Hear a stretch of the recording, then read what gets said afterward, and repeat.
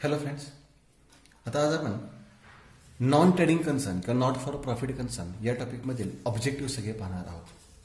Objective आपण पाहणार आहोत नॉट फॉर प्रॉफिट कन्सर्न किंवा नॉन ट्रेडिंग कन्सर्न.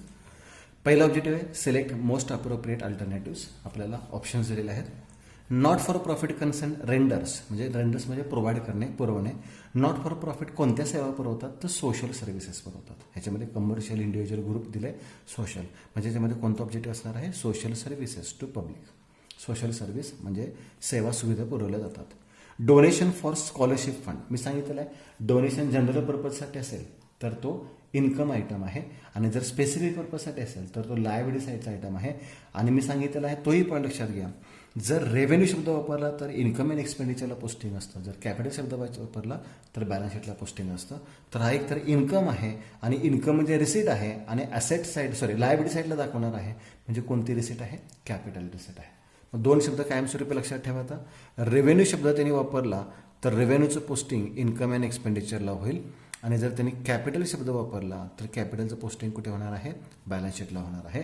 तर डोनेशन एक स्पेसिफिक पर्पजसाठी असेल तर ती लायबिलिटी आहे, म्हणजे बॅलन्स शीटला येणार आहे. त्यामुळे त्याचं पोस्टिंग कॅपिटल म्हणून होणार, आणि कॅपिटल रिसीट आहे. डोनेशन मिळतं आपल्याला, कॅपिटल रिसीट आहे. Income and expenditure account is, आता इन्कम अँड एक्सपेंडिचर अकाउंट हा प्रॉफिट अँड लॉस अकाउंट सारखाच असतो. सेम नाही म्हणत आहे मी, पण प्रॉफिट अँड लॉस अकाउंट सारखाच असतो. प्रॉफिट अँड लॉस अकाउंट वेगळा, इन्कम अँड एक्सपेंडिचर अकाउंट वेगळा. Profit and loss account trading concern तयार करतात, आणि income and expenditure account not for profit concern तयार करतात. प्रॉफिट अँड लॉसमध्ये नेट प्रॉफिट नेट लॉस मिळतो, इथं सरप्लस आणि डेफिसिट मिळतो. हे दोन्ही सिमिलर आहेत, म्हणजे आखताना ह्याचे पोस्टिंग जवळपास सिमिलर होतं, पण या दोन्हीमध्ये फरक आहे. मग प्रॉफिट अँड लॉस अकाउंट आणि इन्कम अँड एक्सपेंडिचर सेम असतात. पण प्रॉफिट अँड लॉस अकाउंट हा नॉमिनल अकाउंट आहे, कारण त्याच्यामध्ये सगळे एक्सपेन्सेस आणि इन्कम दाखवतात. त्यामुळे इन्कम अँड एक्सपेंडिचर हा सुद्धा कोणता अकाउंट आहे? नॉमिनल अकाउंट आहे. आणि रिसीट आणि पेमेंट अकाउंट हा कॅश अकाउंट आहे, कारण त्याच्यामध्ये कॅशबुक आहे. रिसीट आणि पेमेंट. कॅश अकाउंट कोणता अकाउंट आहे? रिअल अकाउंट आहे. रिसीट अँड पेमेंट अकाउंट कोणता आहे? रिअल अकाउंट आहे, कारण की हा कोणता अकाउंट आहे? कॅश अकाउंट आहे. Outstanding subscription at the end of accounting year. Outstanding subscription म्हणजे वर्गणीचे पैसे येणे आहेत. येणे म्हणजे काय झाले? आपली ॲसेट झाली. आउटस्टँडिंग सबस्क्रिप्शन म्हणजे वर्गणीचे पैसे येणे आहेत, ही ॲसेट झालेले आहे. यानंतर आहे सबस्क्रिप्शन रिसिव्ड इन ॲडव्हान्स. आता आउटस्टँडिंग सबस्क्रिप्शन आपण ॲसेट दाखवली, लक्षात घ्या. आउटस्टँडिंग सबस्क्रिप्शन आपण काय दाखवलेले? ॲसेट. मग उत्पन्नाचे पैसे ज्यादा मिळाले तर ते काय झाले? आपली लायबिलिटी झाले. उत्पन्नाचे पैसे ज्यादा मिळाले तर ते काय झाले? आपली liability. Excess of income over expenditure म्हणजे इन्कम जास्त आहे, एक्सपेंडिचर कमी आहे, म्हणजे सरप्लस. बघा, इन्कम जास्त आहे, खर्च कमी आहे. म्हणजे 10,000 रुपये उत्पन्न झालं आणि खर्च फक्त 1,000 रुपयेचा आहे, तर जास्त पैसे राहिले ना आपल्याकडे, सरप्लस. त्याला आपण सरप्लस म्हणतो, 9,000 रुपये. ह्याच्या उलट येतं excess of expenditure over income, म्हणजे खर्च जास्त असेल, उत्पन्न कमी असेल तर त्याला डेफिसिट शब्द वापरतात. तो पण सिद्ध आहे, पण इथलं उत्तर काय आहे? Surplus. Not for profit concern prepare. आता कोणता अकाउंट तयार करतात? प्रॉफिट अँड लॉस अकाउंट ऐवजी आत्ताच मी सांगितलं की ते प्रॉफिट अँड लॉस अकाउंट ऐवजी कोणता अकाउंट तयार करतात? Income and expenditure account. म्हणजे प्रॉफिट अँड लॉस अकाउंट ऐवजी कोणता अकाउंट तयार करतात? Income and expenditure account. Closing balance of receipt and payment account usually represent cash and bank balance. कारण की रिसीट अँड पेमेंट अकाउंट त्याची ओपनिंग कॅश बॅलन्सने सुरुवात होते, आणि शेवट क्लोजिंग कॅश बॅलन्सने होतो. हा क्लोजिंग कॅश बॅलन्स आहे. Not for profit organisation is also called as service organisation, किंवा त्याला नॉन ट्रेडिंग कन्सर्न सुद्धा म्हणतात. किंवा त्या ऑर्गनायझेशन शब्द वापरलाय, पण आपण कोणता शब्द लिहूया? Service. Not for profit concern हे कोणते ऑर्गनायझेशन आहे? सर्व्हिस ऑर्गनायझेशन आहे, सेवा पुरवतात. Expenditure on purchase of building म्हणजे बिल्डिंगसाठी जर काही खर्च केला तर ते कॅपिटल एक्सपेंडिचर आहे, म्हणजे ॲसेट साईडला बिल्डिंगमध्येच ॲड होणार आहे. त्यामुळे कोणता एक्सपेंडिचर आहे? कॅपिटल एक्सपेंडिचर आहे. The form of organisation providing services to the society. Answer one word आहे एका शब्दातल्या. मग नॉन ट्रेडिंग कन्सर्न किंवा नॉट फॉर प्रॉफिट कन्सर्न, दोन्ही शब्द सांगतील. नॉन ट्रेडिंग कन्सर्न किंवा not for profit concern. The organisation providing services म्हणजे ते त्यांचा मुख्य उद्देश नफा मिळवणे नसतो, सेवा पुरवणे असतो. And account which is prepared bye non trading concern instead of profit and loss account. हा पॉईंट पुन्हा पुन्हा रिपीट होतोय. प्रॉफिट अँड लॉस अकाउंट ऐवजी कोणता अकाउंट तयार करतो आपण? इन्कम अँड एक्सपेंडिचर अकाउंट तयार करतो. Donation received for specific purpose. मग हे सांगितलेलं आहे, डोनेशन जर स्पेसिफिक पर्पजसाठी मिळालं असेल तर ती काय? आपली लायबिलिटी आहे. ते आपली काय आहे? लायबिलिटी आहे. तर इथं लायबिलिटी म्हणू शकत नाही आपण, इथं आन्सर वन वर्ड सांगितलेलं आहे. Donation received for specific purpose त्याला आपण स्पेसिफिक डोनेशन म्हणतो. स्पेसिफिक डोनेशन म्हणतो, त्याचं पोस्टिंग लायबिलिटी साईडला होतं. The receipts which are not recurring in nature. Recurring असेल तर रेव्हेन्यू शब्द वापरायचा. नॉट रिकरिंग आला तर कोणता शब्द वापरायचा? Capital receipt. कोणता शब्द वापरायचा? Capital receipt. मग payment which are not recurring in nature असेल तर कॅपिटल पेमेंट्स म्हणायचं. बरोबर, हे capital receipts. And account which records only revenue item in case of non trading concern. हे पॉईंट्स मी तुम्हाला बेसिक जे इंट्रोडक्शनचं लेक्चर आहे नॉन ट्रेडिंग कन्सर्नचं ते बघा, त्याच्यामध्ये तुम्हाला सगळे पॉईंट्स मिळतील. सगळे पॉईंट म्हणजे कोणते? तर रिसिट आणि पेमेंट अकाउंट जो आहे तो कॅशबुक असतो.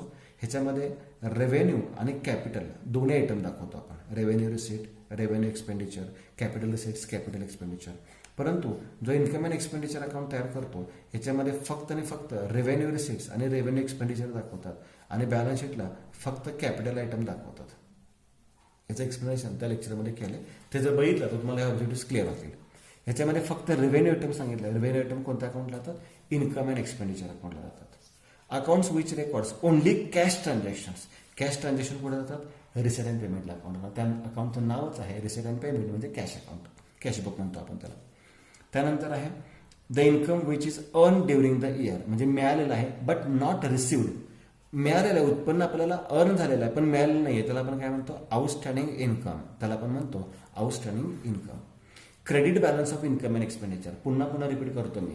क्रेडिट बॅलन्स म्हणजे क्रेडिटची टोटल जास्त, डेबिटला फरक. मग डेबिटला फरक आला तर त्याला आपण म्हणतो सरप्लस. आणि जर उलट विचारलं, डेबिट बॅलन्स विचारला म्हणजे डेबिटची टोटल जास्त आहे, क्रेडिटला फरक आला तर त्याला डेफिसिट म्हणायचं आहे. The excess of total asset over total liabilities. Total assets over total liability म्हणजे ॲसेट जास्त असतात, लायबिलिटी कमी असतात. म्हणजेच आपल्याला कोणती रक्कम येते? कॅपिटलची रक्कम येते. त्याला कॅपिटल म्हणतो किंवा कॅपिटल फंड सुद्धा म्हणतात. All such receipts which are non recurring in nature and not forming part of regular flow of income. असे कोणते रिसिट्स आहेत ते नॉन रिकरिंग असतात. नॉन रिकरिंग रिसिट्सला मी सांगितलं मग असे कॅपिटल म्हणतो आपण, किंवा not forming part of regular flow of income म्हणजे जे उत्पन्न रेग्युलर नाही आहे तर त्याला आपण कोणते रिसिट्स म्हणतो? कॅपिटल रिसिट्स म्हणतो. जे एकदाच मिळतो. उदाहरणार्थ सेल ऑफ बिल्डिंग, म्हणजे बिल्डिंग विकल्यानंतर पैसे तर मिळतात पण हे रेग्युलर फ्लो ऑफ इन्कम आहे का? नाही, ते कधीतरीच मिळतात. मग बिल्डिंग आपण रोज विकत नाही, कधीतरीच आपण विक्री करतो, म्हणजे ते कोणते रिसिट्स झाले? कॅपिटल रिसिट्स झालेले आहेत. पुढे वेदर ट्रू ऑर फॉल्स आपल्याला सांगायचं आहे. Not for profit concern do not have profit motive. Yes, it is absolutely true.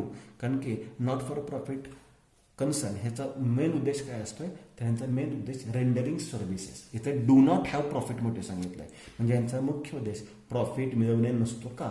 तर हो, त्यांचा मुख्य उद्देश हा प्रॉफिट मिळवणे नसतो. Not for profit concern do not have profit motive but their main motive is to render services to the public at large.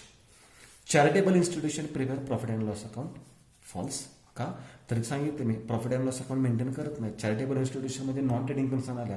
Non trading concern कोणत्या account तयार करते? Income and expenditure account. Profit and loss account तयार करत नाही. There is no difference between receipt and payment account and income expenditure account. नाही, याच्यामध्ये खूप सारा फरक आहे. हे स्टेटमेंट सुद्धा काय आहे? फॉल्स आहे. यासाठी तुम्ही बेसिक लेक्चर बघू शकता. रिसिट अँड पेमेंट अकाउंट हा कॅश अकाउंट आहे, हा रिअल अकाउंट आहे. इन्कम अँड एक्सपेंडिचर अकाउंट हा प्रॉफिट अँड लॉस अकाउंट सारखा असतो आणि हा नॉमिनल अकाउंट आहे. याच्यामध्ये सर्व टाईपच्या रिसिट्स आणि पेमेंट दाखवतो. याच्यामध्ये फक्त रेव्हेन्यू टाईपच्या रिसिट्स आणि पेमेंट दाखवतो. असे बरेच फरक तुम्हाला रिसिट अँड पेमेंटमध्ये सापडतील इन्कम अँड एक्सपेंडिचरमध्ये. Income and expenditure account represents either surplus or deficit. Absolutely true. कारण की याच्यामध्ये आपल्याला सरप्लस किंवा डेफिसिटच मिळतो. Receipt and payment account do not have any opening balance. False.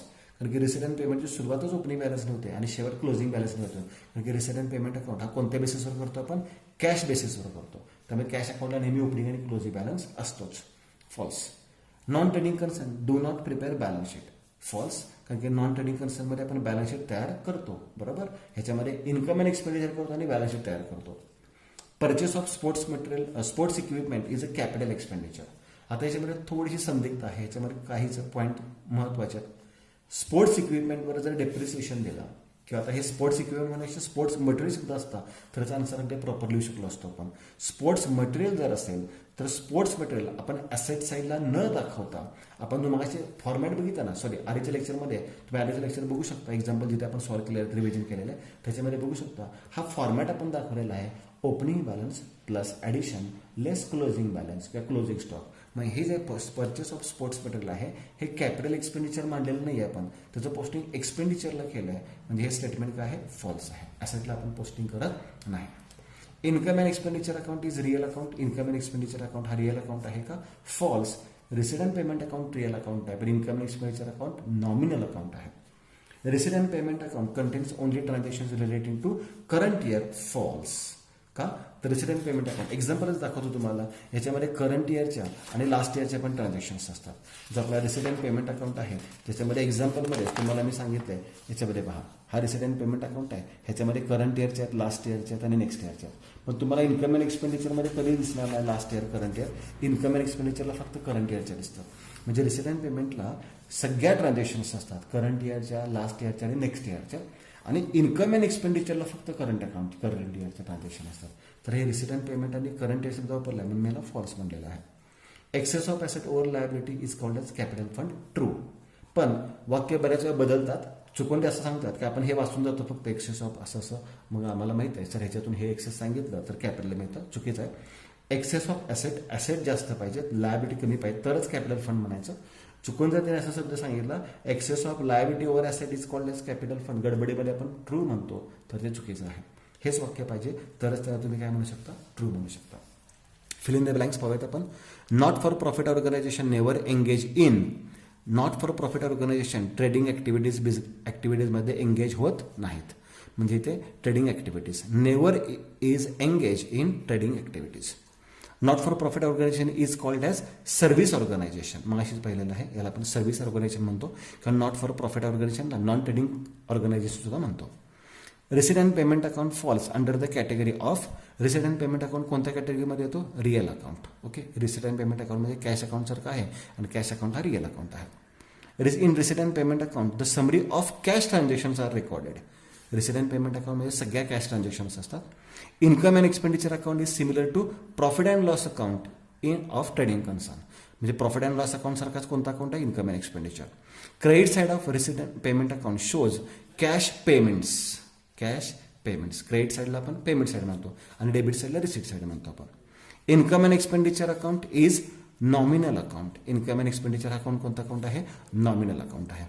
Mumbai university prepares income and expenditure account, कारण की मुंबई युनिव्हर्सिटी हे नॉन ट्रेडिंग कन्सर्न झालेलं आहे. Non trading concern profit and loss account तर तयार करत नाही, कोणता अकाउंट तयार करते, income and expenditure account. Subscription received from the members is consider as revenue receipt. Revenue म्हणजे उत्पन्न आहे. जे सबस्क्रिप्शन मिळतं ते आपण इन्कम साईडला दाखवतो. इन्कम म्हणजे revenue. The transaction recorded in income and expenditure account are related only to the current year. मग अशीच मी सांगितलेलं आहे बघा. इथे आपण मग हा पॉईंट सुद्धा सांगितलं होतं. रेसिडेंट पेमेंटला करंट इयरचे ट्रान्झॅक्शन असतात का, तर नाही. रेसिडेंट पेमेंटला सगळ्या ट्रान्झॅक्शन असतात, परंतु प्रॉफिट अँड इन्कम अँड एक्सपेंडिचरला फक्त करंट इयरचे ट्रान्झॅक्शन्स असतात. सगळ्या वर्षाच्या ट्रान्झॅक्शन येत नाहीत. आता हे आन्सर इन वन सेंटेन्स आहे. आता याच्यामध्ये हा जो पॉईंट आहे तो खूप इंटरेस्टिंग आहे. त्याचा एक चार्ट मी तुम्हाला तयार करून देतो. ह्याच्यामध्ये खूप सारे आयटम दिलेले आहेत. इन्कम आणि एक्सपेंडिचरचे आयटम दिले आहेत. मी काही तुम्हाला तयार करून देऊ शकतो. त्याच्यामध्ये तेच पाहिजेत असं काही नाही आहे. इन्कम, एक्सपेंडिचर आणि इथं सरप्लस किंवा डेफिसिट शब्द वापरला आहे. ओके, सरप्लस किंवा डेफिसिट शब्द वापरला आहे. ठीक आहे. आता मी तुम्हाला सांगतो. समजा इन्कम सांगितलं 40,000 रुपये, एक्सपेंडिचर सांगितलं 10,000 रुपये. अगदी सिंपल सांगतो. उत्पन्न जास्त आहे, खर्च कमी आहे, म्हणजे तुम्हाला काय मिळाला, सरप्लस. किती मिळाला, 30,000 रुपये. बरोबर आहे. कुठली व्हॅल्यू मिसिंग असेल तुम्ही शोधू शकता. आता इथे कसं विचारू शकतात, इथे मी इन्कम सांगितलं 50,000 रुपये आणि सरप्लस सांगितला 20,000 रुपये. बरोबर. म्हणजे 50,000 रुपये उत्पन्न आहे, सरप्लस 20,000 रुपये, म्हणजे खर्च किती झाला असणार आहे, 30,000 रुपये. ओके. समजा मी असं सांगितलं, इथला क्वेश्चन मार्क विचारला, इथे सांगितलं 20,000 रुपये आणि इथे सांगितलं 30,000 रुपये. म्हणजे 20,000 खर्च होऊन सुद्धा 30,000 शिल्लक आहेत. 20,000 खर्च होऊन सुद्धा 30,000 शिल्लक आहेत. म्हणजे माझ्याकडे किती रुपये होते, 50,000 रुपये होते. या दोन्हीची बेरीज केली आपण. म्हणजे काय, यातून हे मायनस केले की टोटल मिळते, किंवा या दोन्हीची बेरीज इकडे येते. कसंही तुम्ही तयार करू शकता. मॅथमॅटिक्सच्या इक्वेशन प्रमाणे करू शकतो आपण. आता इथे मी असं सांगितलं की इथे 50,000 रुपये आहेत, इथे क्वेश्चन मार्क आहेत आणि इथे 10,000 रुपयेच आहेत. म्हणजे उत्पन्न 50,000 होतं पण शिल्लक 10 राहिलेत. म्हणजे खर्च किती झालेले आहेत, 40,000 रुपये. या पद्धतीने हा झाला. आता हे सरप्लसचे झाले पॉईंट्स. हे कशाचे पॉईंट झाले, सरप्लसचे. आता डेफिसिटचे विचारतो मी. समजा इन्कम सांगितलं 40,000 रुपये, पण खर्च झालाय 50,000 रुपये. म्हणजे खर्च जास्त झालाय, उत्पन्न कमी झालंय. म्हणजे इथे आपल्याला काय मिळणार आहे, डेफिसिट 10,000 रुपये मिळणार आहे. बरोबर. इथं मायनसमध्ये फिगर आली. मायनसमध्ये फिगर म्हणजे डेफिसिट. याच्या पुढे दाखवतो मी.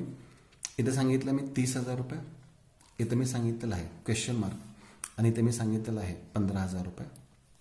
याच्यानंतर मी इथं सांगितलेलं आहे 30,000 रुपये, इथं मी सांगितलेलं आहे 10,000 रुपये. सॉरी, 10,000 नाही, 40,000 रुपये. म्हणजे इथे मी केलेलं आहे क्वेश्चन मार्क. हे आपण इथून सॉल्व्ह करायला सुरुवात करूया. 30,000 रुपये उत्पन्न झालं, खर्च आहे 40,000 रुपये, म्हणजे डेफिसिट किती मिळालं आपल्याला 10,000 रुपये. आता इथं इन्कम आहे 30,000, खर्च नेहमीच जास्त असणार आहे डेफिसिट असेल तर. खर्च काय असणार आहे, नेहमी जास्त असणार आहे डेफिसिट असेल तर इथे 30,000 म्हणजे इथे खर्च किती असणार आहे 45,000 रुपये. मग 30,000 रुपये उत्पन्न, खर्च 25,000, डेफिसिट किती आला 15,000 रुपये. आता इथे थोडंसं काहीतरी मिस्टेक होते, तर इथे आपण 5,000 रुपये घेऊयात. इथे काय घेऊयात आपण 5,000 रुपये घेऊयात, कारण की रक्कम मोठी झाली. आता इथे उत्पन्नापेक्षा खर्च जास्त पाहिजे म्हणजे आपल्याला डेफिसिट मिळेल. मग उत्पन्नापेक्षा खर्च किती रुपयाने जास्त पाहिजे, 5,000 रुपयाने जास्त पाहिजे. म्हणजे उत्पन्न आपण किती रुपये दाखवू शकतो 5,000 रुपये. म्हणजे 5,000 रुपये उत्पन्न आहे, 10,000 रुपये खर्च झाला, म्हणजे डेफिसिट किती झालेला आहे 5,000 रुपये. मग या पद्धतीने तुम्हाला सरप्लस डेफिसिटचे एक्झाम्पल सॉल्व्ह करता येतील. मग तुम्हाला हे जे दिलेले आहेत हे एक्झाम्पल तुम्ही सॉल्व्ह करू शकता. याच्या व्यतिरिक्त तुम्हाला प्रीपेड आउटस्टँडिंग एक्सपेंडिचर असे आयटम तुम्हाला सांगितलेले आहेत. हे मी इथे एक्सप्लेन करू सांगतो, लक्ष द्या जरा सर्वांनी. 10,000 इन्कम आहे, एक्सपेंडिचर जास्त असेल तर डेफिसिट होतो. मग एक्सपेंडिचर 5,000 जास्त असणार आहेत, म्हणजे किती रुपये असणार आहेत 15,000 रुपये. ओके. आता याच्यामध्ये 8,000 रुपये उत्पन्न आहे, सरप्लस आहे, म्हणजे तर खर्च कमी असणार आहे. मग 8,000 वजा 4,000 म्हणजे खर्च किती झाला असणार आहे 4,000 रुपये. मग 8मधून 4 गेले, सरप्लस किती आला 4,000 रुपये. इतकी रक्कम माहीत नाही आहे, पण खर्च वजा करून शिल्लक आहे, सरप्लस आहे. सरप्लस आहे म्हणजे इथलं उत्पन्न जास्त असणार आहे. 8 आणि 15 किती झाले 23,000 रुपये उत्पन्न झालं. 15,000 खर्च वजा केला की वजा 8,000 रुपये. म्हणजे या दोन्हीची वजाबाकी इथं आली पाहिजे, या दोन्हीची वजाबाकी इथं आली पाहिजे, या दोन्हीची वजाबाकी इथं आली पाहिजे. जेव्हा वजाबाकी नॉर्मल येते तेव्हा सरप्लस असतो, आणि जेव्हा वजाबाकी मायनसमध्ये येते तेव्हा डेफिसिट असतो. म्हणजे 10तून 15 गेले वजा 5 म्हणजे डेफिसिट. 8मधून 4 गेले 4,000 सरप्लस. 23,000मधून 15,000 गेले 8,000 रुपये सरप्लस. बरोबर. म्हणजे मायनसमध्ये फिगर आली तर डेफिसिट आणि प्लसमध्ये आली तर सरप्लस. आता इथे चेक करा, 7,500मधून 9,000 गेले, मायनसमध्ये फिगर येते म्हणजे डेफिसिट असणार आहे. तर डेफिसिट किती रुपये असणार आहे इथे 1,500 रुपये. कंसात लिहू शकतो आपण डेफिसिट. कसं काय आलं ते, तर उत्पन्न कमी आहे, खर्च काय आहे जास्त आहे, म्हणून डेफिसिट. इथं उत्पन्न जास्त आहे, खर्च कमी आहे, म्हणजे इथं काय असणार आहे सरप्लस. आणि ही फिगर मायनसमध्ये नाही येणार, कारण की 15,000मधून 11,300 वजा झाले, तर वजाबाकी इथे आलेले आहेत 3,700 रुपये. ठीक आहे, या पद्धतीने. आता इथे प्रीपेड आपण नेहमी काय करतो लक्षात घ्या, प्रीपेड नेहमी काय करतो आपण लेस, आणि आउटस्टँडिंग नेहमी काय करतो आपण ॲड करतो. आउटस्टँडिंग काय करतो ॲड करतो, हा पण लक्षात घ्या. मग 1,100मधून 100 गेले तर एक्सपेंडिचर किती रुपये आले 1,000 रुपये. 2,700मधून किती रुपये गेल्यानंतर 2,000 रुपये येतील, तर सर 700 रुपये गेल्यानंतर 2,000 येतील. पण मी आधी प्रीपेडला साईन लिहून ठेवले मायनस. 8,250मधून किती वजा केले की 6,650 येतील, तर सर ते प्रीपेड आहे म्हणजे मायनस करावं लागणार आहे. म्हणजे मायनस येतील याच्यामध्ये 1,600. मायनस किती करावं लागतील 1,600, म्हणजे 6,750 येतील. 1,200मध्ये किती ॲड केले 200 ॲड केले. आउटस्टँडिंग काय करतो नेहमी आपण ॲड. 1,200मध्ये 200 ॲड केले म्हणजे किती आले 1,400 रुपये आलेले आहेत. यानंतर किती रुपये ॲड केल्यानंतर बेरीज 5,100 येईल. बघा 600 रुपये इथे ॲड करायचे आहेत, मग बेरीज 5,100 पाहिजे, म्हणजे 600 ॲड केले म्हणजे किती रुपयेमध्ये ॲड करावं लागतील 4,500मध्ये 600 ॲड केली की बेरीज 5,100 येईल. आता अशी कोणती संख्या आहे की ज्याची बेरीज 2,200 येईल. 1,800 तर दिलेले आहेत, म्हणजे आउटस्टँडिंग किती असणार आहे 400. 1,800 आणि 400 किती रुपये झाले 22. म्हणजे काय लक्षात ठेवा, प्रीपेड असेल तर मायनस साईन देऊन ठेवा, आणि आउटस्टँडिंग असेल तर प्लस साईन देऊन ठेवा. तुम्हाला तुमचे इथे मायनस करू शकता. रेसिड्युअल ॲडव्हान्स काय करायचे आहेत मायनस, रेसिड्युअल ॲडव्हान्स मायनस, इथे मायनस, इथे काय होणार आहेत प्लस. आउटस्टँडिंग काय करतो प्लस, इथे आउटस्टँडिंग काय करतो प्लस. मला सांगा 1,300 रुपये रिसिव्ड आहेत, त्यातले ॲडव्हान्स किती आहेत 200, म्हणजे इन्कम किती असणार आहे 1,100 रुपये. मायनस करतो आपण. इथे क्वेश्चन मार्क आहेत, इथे 400 रुपये आहेत, 1,400 रुपये आहेत, म्हणजे 400 रुपये वजा करून 1,400 राहिले, म्हणजे इथे किती रुपये आलेले आहेत 1,800 रुपये आले. फक्त एकदा तुम्हाला हे लॉजिक कळालं पाहिजे, म्हणजे तुमचं टेबल तुम्ही सॉर्ट आउट करू शकता, सॉल्व्ह करू शकता. 2,650मधून किती रुपये वजा केले की 2,000 राहतील, तर सर 650 वजा केल्यानंतर 2,000 रुपये राहतील. आता ॲड करायचे तिथं 3,190 देण्यासाठी आपल्याला 290मध्ये अजून किती ॲड करायला लागतील, तर ह्या 3,190मधून 290 वजा केले तर सर इथे येतील 2,900.